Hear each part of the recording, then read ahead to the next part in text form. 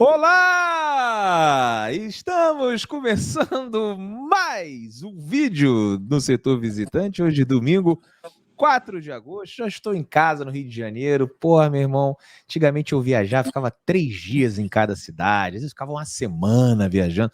Não tem nada melhor do que ir no dia do jogo e estar em casa no dia seguinte. Nada contra a Goiânia, amo Goiás, amo o Centro-Oeste, mas eu amo mais, cada vez mais, a minha casa, o meu bairro, os meus bares de estimação. Daqui a pouco, né, irei para algum deles, né, porque prometi para a patroa que hoje a gente ia sair de casa para almoçar e para tomar uma cervejinha. Ontem eu tomei 6, mas pô, ali naquele clima de quarto de hotel. Hoje eu quero ir para a rua com a camisa do Botafogo. Tem nada melhor do que você sair na rua trajado de Botafogo, cumprimentar os outros botafoguenses, vim no trajeto Galeão até a minha casa aqui, vários botafoguenses ali na Glória, né? Tá tendo a Feira da Glória, tava bombando botafoguense pra caramba na rua, na praia de Botafogo. Meu irmão, tá demais. Cada vez o botafoguense com mais orgulho do que tá acontecendo depois de uma vitória de 4-1.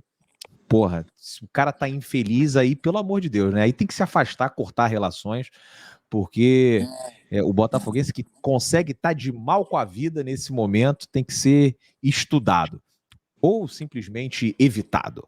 Bom, vamos falar sobre essa vitória. Hoje eu estou aqui com o Joaquim Marques, com esse look maravilhoso. Adorei esse óculos escuros, combinando aí com essa camisa branca da época da fila.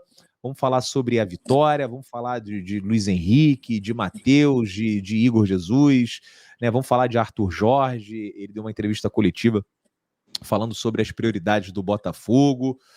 E é o que mais aí vocês quiserem. E não é o que mais vocês quiserem, porque hoje é gravado. Não é live, não. Não adianta mandar o superchat hoje. Manda o superchat quando for live. Hoje não manda, que a gente não vai ler, porque essa resenha aqui é gravada. O Joaquim queria fazer live. Não, vamos fazer live e tal, mas, cara, eu passei o sábado fora, pô. Tem que dar atenção aqui em casa também, senão complica, né, Joaquim? Mas amanhã a gente vai fazer uma live, porque o Joaquim tá louco para entrar ao vivo aqui e interagir com vocês. Amanhã, por volta ali de umas 11h30, 11h40, a gente faz uma live para trocar uma ideia. É claro, pô. A gente ficou aí semanas com derrotas, aturando só o pessoal surtado, enlouquecido. Então tem que ter a recompensa, Joaquim, né? Joaquim quer a recompensa. Mas vai ter amanhã. Joaquim, boa tarde para você. Está gravando aqui agora 3h04. Morrendo de fome, mas dá tempo aí pra gente conversar sobre Botafogo, né? Aquele biscoitinho da Gol aí deu pra dar uma enganada, né? Aquele biscoitinho pro passatempo, né? Deu pra dar uma enganada, mas a gente tá aqui para falar sobre Botafogo. Um prazer ter você aqui com esse visual maravilhoso. Como é que você tá? Boa tarde, Depp. Boa tarde para os amigos do Setor Visitante. Tá tudo ótimo, né? Depois de uma vitória como essa. E com fome eu não tô, porque eu comi igual um javali furioso agora e tomei todas ontem para comemorar essa vitória, mas tá tudo ótimo. É isso, graças a Deus tá tudo ótimo. Quando o Botafogo ganha, meu irmão, não tem como, né? Só sendo muito de mal com a vida. E deixa eu colocar aqui, né? Como não é live, a gente não tem a mensagem do Domênico perguntando quem é o líder, né? Eu mesmo pergunto, quem é o líder? É ele, o glorioso Botafogo de Futebol e Regatas, 43 pontos em 21 jogos, melhor ataque da competição, 35 gols em 21 jogos. Ontem uma atuação muito boa, principalmente no segundo tempo, né? O segundo tempo, até o presidente do Atlético Goianiense, Joaquim, falou que ficou com medo de levar de 8 do Botafogo, né? Não sei também se foi para isso tudo, mas foi uma vitória com 4 gols e super merecida. E quando a gente enfrenta uma equipe que está numa situação ruim, que não tem tanto investimento, como é o caso do Atlético Goianiense, é isso que o Botafogo tem que fazer, né? É isso que o torcedor espera. Um atropelo, um apavoro. E foi isso que aconteceu ontem no Antônio Ascioli. Suas impressões sobre o jogo. O que mais você gostou da partida disputada lá em Goiânia, Joaquim? Bom, para começar, você falou do meu look aqui com óculos branco, foi para atender o seu pedido. Outro dia eu estava aqui de camisa branca, você me perguntou se não tinha um óculos para combinar. Então tá aqui hoje, o relógio. A gente espera um pouco também. Mais de ousadia. Ih, relógio branco. A cueca também. Mas deixa eu falar, deixa a cueca falar. cueca da Já simples estamos falando reserva. muito, daqui a pouco vai aparecer alguém revoltado, mas esses caras não vão falar do jogo. Vamos falar do jogo, pô. Falar do jogo. Mas O jogo vai ver outro canal. Tivemos uma vitória incrível ontem, jogando de branco, né? Aliás, você e o Medina estavam de branco. Parabéns, Medina. Foi de branco. Parabéns que fez aniversário, Medina. Eu fiquei bem feliz com a vitória, especialmente pelo segundo tempo. A gente, na real, era para a gente ter ido para o intervalo vencendo, se não fosse esse pênalti safado, né? Pênalti de VAR, pênalti de câmera lenta, né? Porque a gente sabe, né? Se eu te der um peteleco na câmera lenta, vai parecer que foi uma agressão, né? E aquele lance ali foi absurdo, aquele pênalti, apesar dos comentaristas na televisão todos terem achado que foi pênalti. O futebol pênalti de VAR, cara. Oi?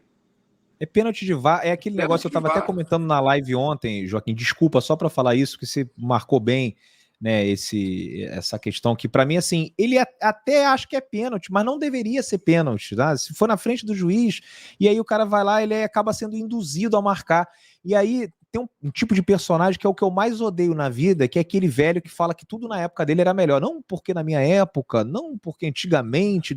E daqui a pouco eu vou entrar nessa aí também. Fala, pô, a na gente minha tá época sendo o futebol era mais obrigado a se maneiro. tornar esse velho chato É, que fala porque, que pô, cara, antigamente era pênalti melhor. de câmera lenta, ou aqueles acréscimos no jogo da seleção feminina, 19 minutos, não existe, cara. É mais do que o primeiro tempo de uma prorrogação.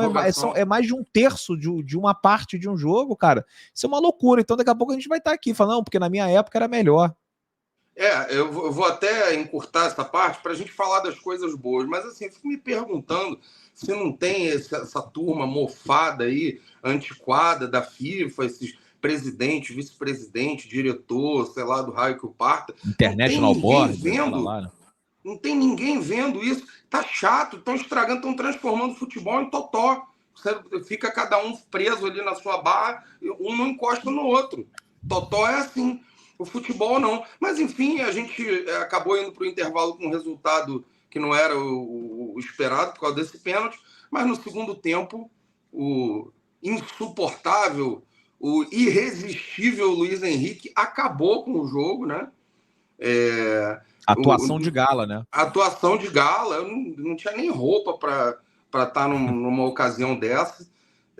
E ele, podemos dizer assim, uma semi-assistência, né? Porque ele deu o cruzamento para o Igor Jesus cabeceou e no rebote o Carlos Alberto fez o gol e depois sofreu 2 pênaltis, ainda bateu um pênalti, fez o gol. Foi uma atuação impressionante do Luiz Henrique. O Joaquim, deixa eu só colocar aqui na tela, eu não vou dar play, né, porque tem direitos autorais, mas o Informa Fogo colocou, né, um vídeo de 1 minuto, exatamente 1 minuto do Luiz Henrique, aí escreveu aqui Masterclass, né, o Masterclass do Luiz Henrique, como a gente já tinha até falado do Masterclass do Tiquinho, foi naquele jogo contra o Aurora, né, com 6-0, e assim, tem uns lances que você vê assim, caraca, meu irmão, esse ovinho, né, para mim é um ovinho. Tem ali mais para frente esse drible aqui que ele faz que vai para um lado, vai para o outro, confunde, né? E dá aqui uma semi-assistência, como você falou. Esse lance aqui é o domínio dele, cara. Olha só como é que a bola para no pé dele, cara. Isso aqui é uma loucura. Enfim, e vai mostrando aí outros lances, dribles do Luiz Henrique. 1 minuto. Meu irmão, se eu sou o dono do Chelsea, milionário, do City, eu pago 50 milhões de euros nesse cara agora. Não, e convenhamos, né? O Luiz Henrique tem a cara da Premier League, né? Ele tem todo o biotipo, porque é um cara que é muito habilidoso, muito técnico, muito rápido, mas o cara é forte pra caramba, é grande, né? E deve ser muito, muito desagradável para o marcador, para um lateral, né? Ter que marcar um cara como o Luiz Henrique, né? Enfim, o time se comportou bem no segundo tempo. Achei que a entrada do Matheus Martins, estava ansioso, estava doido para ver o Matheus Martins jogar. Acho que ele entrou bem e eu acho que a notícia aí para os adversários é a pior possível, porque agora a gente vai ter Thiago Almada, Matheus Martins e Luiz Henrique, muito provavelmente jogando juntos, porque eu não estou engolindo essa história de que o Matheus Martins vai ser reserva, não. Eu acho que vai sobrar para o Savarino e a gente vai jogar com um tiquinho de centroavante, Matheus Martins, Thiago Almada e Luiz Henrique. Olha, vai ser difícil parar o Botafogo. né? Uma vitória muito importante e também o pessoal aí se deu bem ontem, né? Com a minha dica que eu falei para apostar lá na Parimate a casadinha do Botafogo vencendo o Atlético Goianiense e o Flamengo tropeçando com o São Paulo. Por sinal, ficou barato para o Flamengo, hein? Ficou muito barato, comprou essa na liquidação, porque podia ter sido um Eu não vi o jogo, não. Ficou barato, é? Ficou barato. Podia ter sido 3-0 para o São Paulo tranquilamente. O Matheus Martins, ele entrou aos 72 minutos, Joaquim. Então jogou ali pouco mais de 20 minutos, mas deixou uma ótima impressão. É um cara ali que a gente estava até comentando agora na live do GE, no podcast do GE, o Portela falou, parecia que ele já estava aqui há uns 3 meses, né? Não foi tão traumático. E acho que tem tudo a ver com o que a gente disse. Tem tudo a ver com o que a gente disse, que é o seguinte, eu não tenho preocupação com relação ao Almada, porque o Almada, a gente espera dele o improviso, né? Uma jogada de bola parada, o drible, um passe, né? Uma assistência, um chute de fora, um gol, e essa entrada sem entrosamento de um jogador do meio campo para frente, de um atacante, de um meio atacante, de um ponta, ela é menos traumática do que a de um zagueiro. A do zagueiro preocupa que não tem até agora. Então, acho que o Matheus talvez não esteja na ponta dos cascos, acho que não está, porque acabou de fazer pré-temporada, está iniciando ainda o trabalho, né? Os jogadores já estão aqui desde fevereiro jogando num nível muito alto, né? Teve pré-Libertadores. É normal que ele comece no banco. Mesma coisa que vem acontecendo com o Alan, né? O Alan também, que foi muito bem ontem e acabou estreando como titular, né? Fez seu primeiro jogo como titular, já tinha entrado em algumas oportunidades. Eles falaram, não, já vai entrar de cara e vai ser titular. Não é assim que as coisas funcionam, né? Precisa ali ter um tempinho para se adaptar, para conhecer os companheiros, mas nesse tempinho ele já deixou também uma boa impressão, e a mesma coisa acontece com o Matheus Martins, que talvez na semana que vem contra o Juventude já seja titular, até porque o Luiz Henrique está suspenso e não vai poder enfrentar a equipe de Caxias do Sul, Joaquim.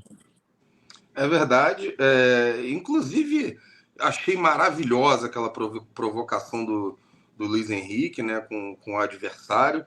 Eu acho que uma provocação assim dentro dos limites saudáveis, não achei nada de absurdo. E convenhamos, né, para ele ter dado aquela zoada, aquela provocada na hora do pênalti, é porque já devia estar rolando a resenha ali, né? O cara devia estar provocando ele, né?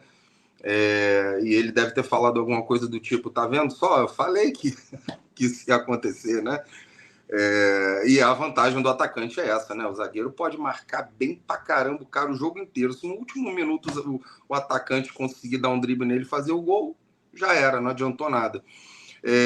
Mas é isso, Matheus Martins sendo um jogador de frente, como é o caso do Thiago Almada, essa entrada é muito menos traumática, porque você exige menos sincronia, né, como no sistema defensivo, né, que tem que subir as linhas, descer as linhas, fazer linha de impedimento, né, é um joguinho de xadrez ali no sistema cobertura defensivo. Exatamente. Então... E também é um pouco do sinal do que a gente vai ter para esse jogo de quarta-feira, que muito provavelmente o Almada vai ser relacionado, mas acho muito difícil que ele comece como titular no jogo lá em Salvador.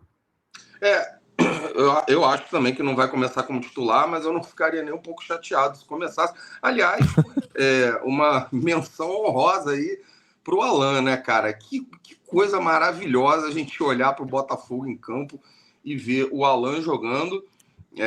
Claro, ninguém aqui está dizendo que ele fez uma atuação de gala espetacular, ele está chegando agora, está se ambientando, mas já deu para ver, cara, que o cara é diferente.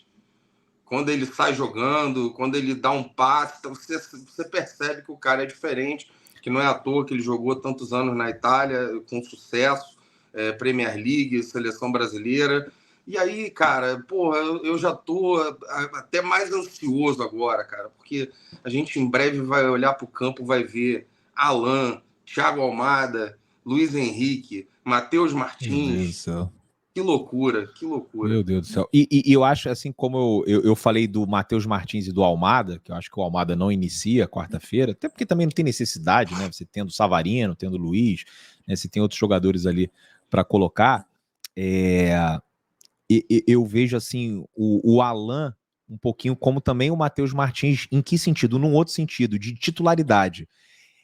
Nesse momento, para mim, o Marlon ainda é o titular do Botafogo. O Marlon que voltou do mesmo voo que eu. O time voltou 1h da manhã. o Marlon ficou lá em Goiânia, voltou hoje no mesmo avião, né? A gente pegou ali o mesmo voo e tal. Estava sentado próximo a mim, mas não tive muito contato com ele, né? Só dei os parabéns ali pela vitória. O Marlon hoje, para mim, ainda é o titular, mas eu acho que mais para frente vai ser o Alan.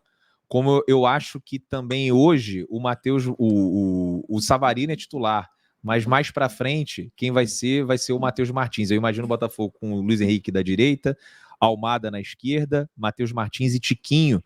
E talvez até pode não ser o Tiquinho, pode ser o Igor, né? A gente não sabe, o Igor também, a gente vai falar um pouco dele aqui. E aí, se não for o Almada pela esquerda, com o Matheus por dentro, pode ser o Matheus pela esquerda com o Almada por dentro. Mas eu acho que o Savarino vai acabar pegando o banco, como eu acho também que o Marlon vai acabar pegando o banco, mas não é ainda para agora, assim, é para daqui a pouco. Talvez assim no final do mês a gente já veja isso aí, Joaquim. Eu acho que é por aí, porque, inclusive, o Arthur Jorge, ele é um cara inteligente, você já percebeu que ele tem liderança, que ele tem um grupo na mão, e ele não é bobo, né? Ele não vai chegar da noite para o dia, o Alan chegou, ele bota o Alan de titular. Aí o Matheus Martins chega da noite para o dia, ele bota o Matheus Martins de titular. Porque senão você gera um incômodo no grupo. Os caras que estão aqui roendo o osso há um tempão, olha e falam, porra, o cara chegou agora, já é titular. Tudo bem que tem exceções. Tem um Thiago Almada que veio custando 25 milhões de euros, que é uma estrela, que é a camisa 10 da seleção argentina. O pessoal, sinto muito, vai ter que aguentar ele entrar de titular logo mesmo. E mesmo assim, acho que não vai entrar de cara, não. Mas eu gostaria de ressaltar aqui, eu acho o Gregory, ele tem feito jogos incríveis. E ele mereceria ser titular do time. Só que, infelizmente, o time só pode ter 11, né? E o Botafogo tem 6 volantes hoje, né? Eu, no meu time, se fosse eu escalando, graças a Deus que não sou eu escalando, né? A gente tem o Arthur Jorge para isso, que é muito mais capacitado. Mas se fosse eu escalando, eu escalaria o Marlon Freitas com o Alan. E também acho que vai sobrar para o Savarino, pode não ser agora, mas vai. E agora, só discordo do que você falou em relação ao Tiquinho e Igor Jesus. Eu acho que o Igor Jesus tem feito ótimos jogos, foi um excelente reforço. E o cara, assim, parece que é ligado no 220, né? Não sei se você teve essa sensação. Ele é um cara que, porra, não para, né? E briga e tromba. Mas eu acho que em igualdade de condições, no sentido de estar bem fisicamente, de estar tudo bem com os dois, eu acho que o Tiquinho leva uma vantagem bem significativa. Não, para mim também. Eu não com a falei isso, eu falei técnica, que pode. né? Eu não falei que vai, eu falei que pode. Poder Eu pode. só joguei no ar para você falar. Porque para mim o Tiquinho é um dos melhores jogadores do Botafogo, né? Ele tecnicamente sobra muito em relação ao Igor Jesus. Acho que isso mas eu também não duvido nada. Questão física, o Igor Jesus ontem, né? Como você falou, ligado no 220, é um cara, parece até um mini Tiquinho, assim, um pouquinho mais compacto. Faz as mesmas coisas que o Tiquinho, só que para mim o Tiquinho tá no nível acima. Mas eu não descarto. Essa aqui é o negócio, eu não descarto também que não, mais para frente não. seja o Igor Jesus, que ontem marcou o gol e tirou, né, aquela nhaca, né, porra, aquele gol ali. Tava ansioso, várias vezes, né, ele passou muito perto, né, os goleiros fazendo defesas incríveis, e ontem ele fez um gol muito importante para essa sequência, né, Joaquim? É verdade, e uma coisa que eu acho importante ressaltar, que o Igor Jesus ainda não tinha feito gol, mas não foi assim porque ele teve finalizações horrorosas, porque não, ele foi assim um pouquinho de azar mesmo, por isso que ele, né, tirou ali a nhaca quando fez o gol ontem. Você vê que ele ficou aliviado, porque ele fez boas finalizações, mas ele deu azar mesmo dos goleiros fazerem ótimas defesas. Aliás, no lance do gol do Carlos Alberto, foi uma boa cabeçada dele, né? Ele cabeceia para baixo, que dificulta muito a vida do goleiro. Eu acho que foi um ótimo reforço. Continua, né, o mesmo dilema aqui, a gente chorando aqui, pedindo pelo amor de Deus para o Textor trazer um zagueiro. Eu não sei se vocês repararam, mas eu reparei. Teve um lance no primeiro tempo que o Barbosa quase faz uma lambança, entrega.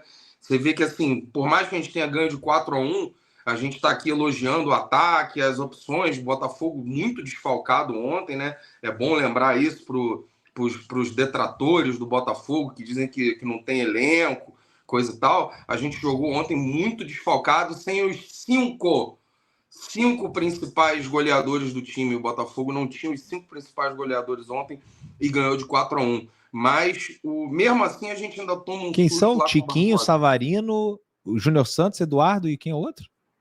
Ai, meu Deus. Agora vai ser difícil lembrar. Mas, enfim. São 5. Hã? Não, enfim, deixa eu falar. Acho que é o Jefinho também, não é ou não? Não, o Jefinho não fez tantos gols assim, eu acho. Mas foram 5. Mas mesmo assim a gente ainda tomou um susto com o Barbosa. Ele foi, se embananou lá, quase entregou O a Jefinho bola. tem 5 gols, de repente é ele, né? Enfim. Pode ser. Mas então a gente teve uma vitória que, dado até o contexto, porque a gente veio de uma situação desagradável, né, de ter perdido para o Cruzeiro, aí depois não conseguiu ganhar do Bahia em casa, aí a torcida começa a ficar enlouquecida, a gente vê aqui como é que fica o chat, as lives, né, o pessoal surtando. Então o Botafogo, de certa forma, foi jogar fora de casa com o Atlético Goianiense meio pressionado, né?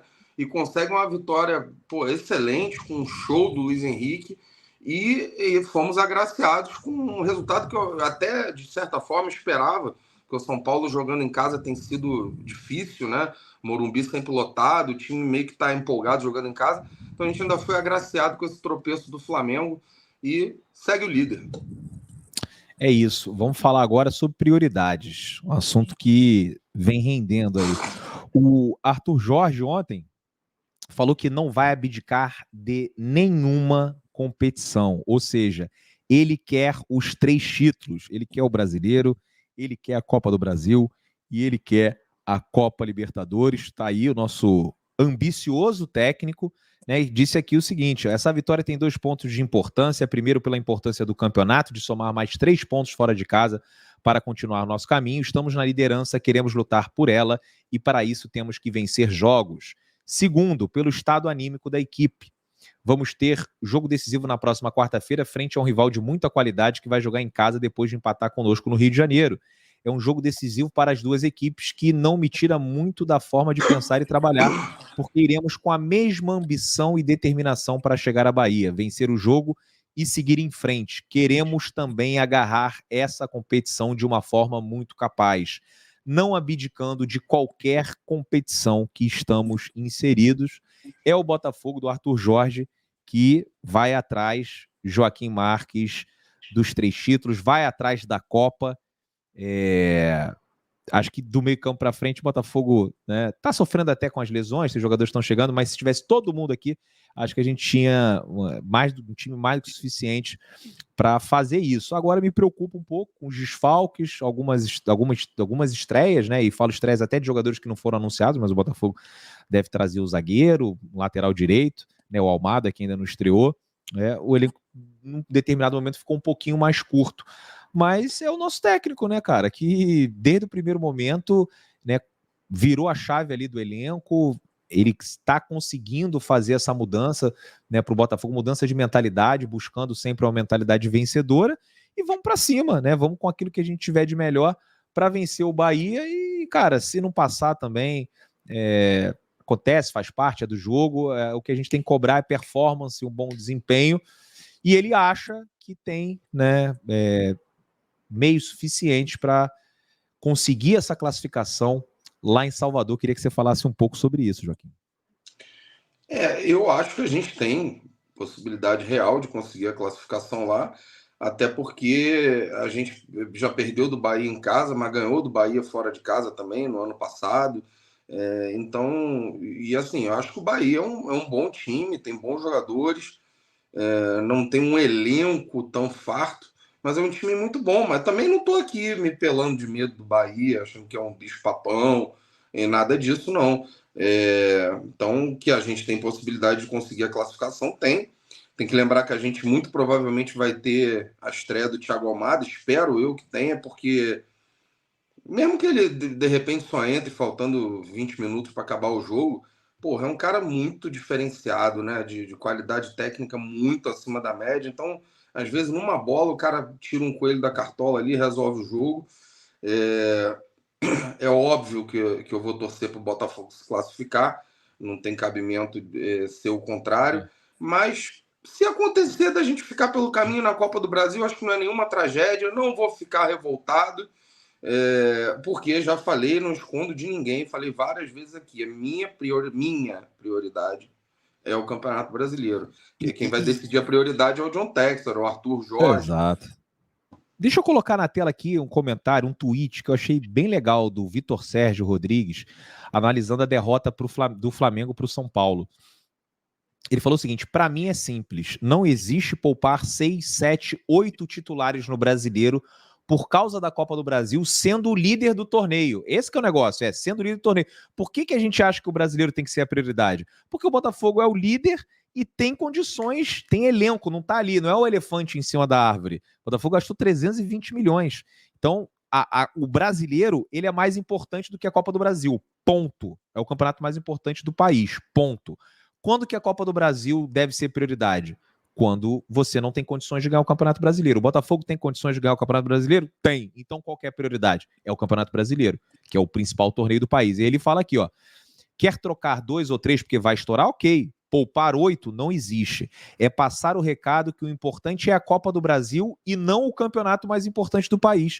Os jogadores em campo reproduzem isso. E digo isso independentemente de resultado do jogo. Ele falou que comentou isso na sexta-feira no TNT Sports e a gente falou também muito sobre isso, né? Exatamente, acho que ele sintetizou, né, o meu pensamento sobre essa questão de prioridade Copa do Brasil e brasileiro. Poupar um ou outro ali que tá perto de estourar, beleza. Agora, botar um time completamente alternativo no Brasileirão, né? Porque vai priorizar a Copa do Brasil, sendo que você é o líder do brasileiro e você tem elenco para ganhar o brasileiro, é isso que a gente fica batendo aqui, né, Joaquim? E assim, não tô aqui para comentar, para ser comentarista do setor visitante do Flamengo, mas tem a ver com o Botafogo, porque o Botafogo está disputando a liderança com o Flamengo. Eu acho que o Flamengo deu mole, porque eu acho que quando o Flamengo entra tão mexido em campo, eu acho que foi perfeito o que ele falou aí. Você, sem querer, passa um recado para o time de que aquilo ali não tem muita importância. Né? Se você está poupando todo mundo, é porque você não está nem aí. Né? E eu acho que isso se reflete em campo. E isso que a gente conversou, cara. O brasileiro é prioridade, tem que ser prioridade. O brasileiro é um torneio de regularidade.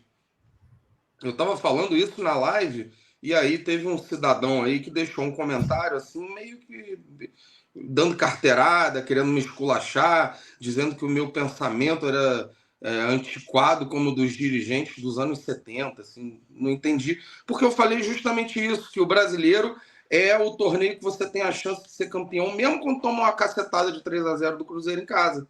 Porque você tem a regularidade ao longo de 38 rodadas e você tem a oportunidade de se recuperar. No mata-mata, por mais que seja muito legal ser campeão de um mata-mata, você tem, inevitavelmente, o fator sorte. Por quê? A gente tomou uma cacetada de 3-0 do Cruzeiro em casa, no Brasileiro, e é líder. E tá aí. Pode ser campeão. E em outro momento pode tomar outra cacetada de alguém e ser campeão. Na Copa, se você toma uma porrada dessa de 3-0 em casa, como o Botafogo tomou do Cruzeiro, se é na Copa, um abraço. Muito difícil você conseguir reverter. Né? Então, no brasileiro, você precisa de regularidade. Não é uma noite que vai decidir. Porque você fato que em 38 rodadas você vai ter uma ou mais de uma noite infeliz, né? Que dá tudo errado. E na Copa, se isso acontecer, já era. Então, para o amigo aí que a gente tem que desenhar para explicar, né? Que veio querer me esculachar ontem, está explicado agora. Não esculachem o Pitbull, porque ele avança. É isso aí, rapaziada. Chegou a hora de dar o nosso boa tarde aqui para vocês. Foi muito bom fazer mais uma live. Coraçãozinho para todo mundo. A live foi tão boa que eu até esqueci de pedir para vocês chegarem junto no like, né? No live. É a mesma merda. Vai lá. É vídeo. Tá bem. Então, ó, chega. Não vou nem pedir o like hoje. Vamos embora, Joaquim. Boa tarde. Valeu, abraço. Tamo junto aí, pessoal. Coração.